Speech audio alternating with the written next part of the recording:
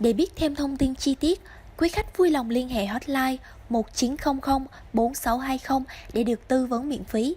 BSC Tech xin chân thành cảm ơn quý khách hàng đã theo dõi.